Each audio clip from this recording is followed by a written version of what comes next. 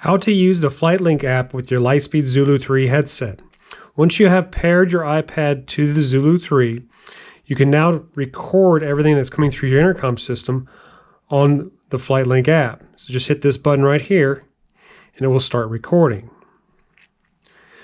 To stop, you just slide this button over right here, and that saves your recording. You can also use this as a scratch pad.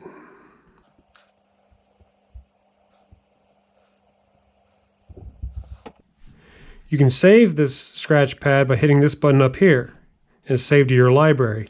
You can access your library by going to this little file thing down here. You'll notice all the notes I have saved. This is the same spot where they save the transmissions. And from here, you can send that transmission via email or message to yourself for review at another time.